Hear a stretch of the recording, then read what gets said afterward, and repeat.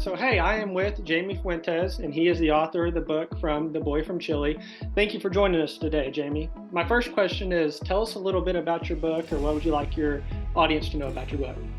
Well, I started writing the book because I got a computer like about maybe 13 years ago, 14 years ago or so, somewhere on there. And I was wasting a lot of time on the computer, playing games, watching movies, chat rooms, whatever. So then one day I said, let me do something constructive. So let me write a book. So then I started writing something different, like fiction, but I wasn't coming out with many ideas. So I said, this is not working out. So I went a different route. Let me write about myself. I think my story is very interesting because I was born in Chile. I was raised there, and then I came when I was 11 years old, and I went to school here. And I think his story is very interesting. So let me write about myself and let me see how it goes. So, because I remember a lot, even when I was a child, I remember even when I was 5 years old. So I was able to write all that there, and I was writing, and then I was working, I was writing, and then because I want people to know about my life, about what I went through and all that, because I think it's kind of interesting. Mhm. Because I live here in Rockville, Maryland, Montgomery County, and most of the immigrants are from Central America, Salvador, San Salvador, Guatemala, Mexico. So you don't see a big population of people from Chile in this area. Not that many, very few. So then I started writing the story, and that's the reason that I wrote it. And I want people to know about me. And when I was writing it, I didn't think it was going to go this far because I thought, well, I don't think people are going to like it. He's an amateur. But then, but then I know the social worker who that I work with, and I said, Gillian, I'm writing this book. Tell me what you think about it. I just asked her, and she wasn't so crazy about the idea because she said a lot of people bring us stuff to read, and she's not interested. So I gave her like about maybe three or four paragraphs from my book, and she told me right off the bat, if I give it right back to you, I'm not interested. So then I gave it to her, and I was there. She read it. She really liked it. She said, "This is really good." And she said, "Where's the rest of it?" So then that gave me the inspiration to continue writing it. I said, "Well, this is maybe better than I thought that it would be." And then I went before, like I was about halfway finished in the book. So then I went on the internet and I Google search how do you publish a book? And I haven't done this before.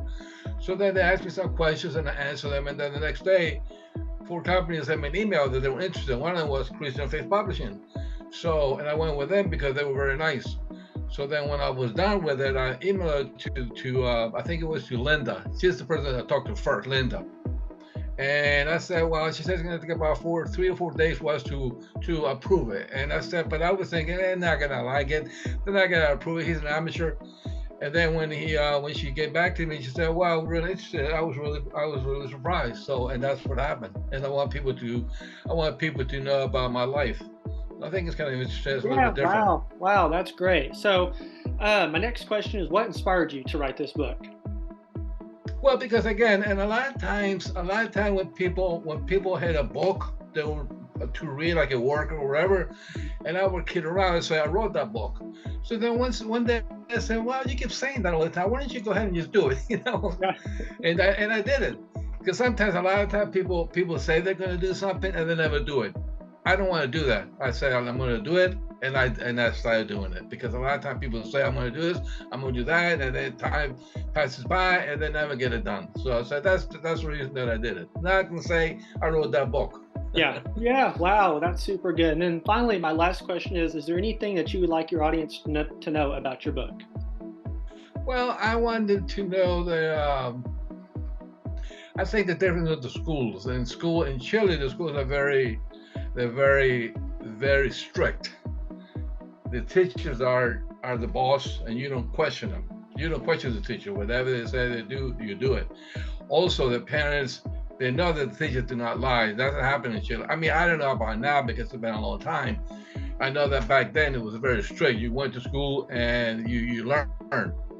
There were very few students who didn't really amount to anything, but the majority they did study and they did their homework and all that because that's what they had to do. Very strict in Chile, very strict the schools. very strict, and all the schools have a uniform, which I think is really good. I don't know about now because things change.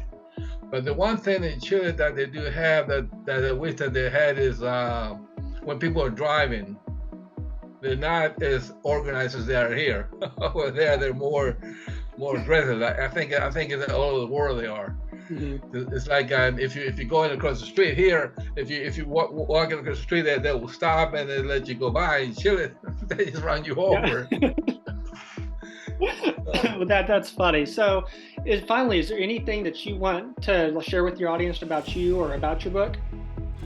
Yeah, I mean, I think it's not really a long book. I think as long as only 150, 150 pages, something like that. Mm-hmm. So I think it's a good book. I think they're gonna see the difference again of the schools, and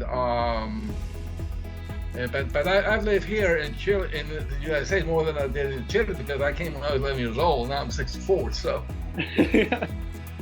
Well, perfect. Well, I think that just about concludes everything. If you want to pick up a copy of Jaime's book, again, titled The Boy from Chile, it's available on Amazon, Barnes & Noble, Google Play, and then Apple iTunes. So I'd encourage you guys to go over there, pick up a copy, and read it for yourself. Jaime, thank you so much for joining us today.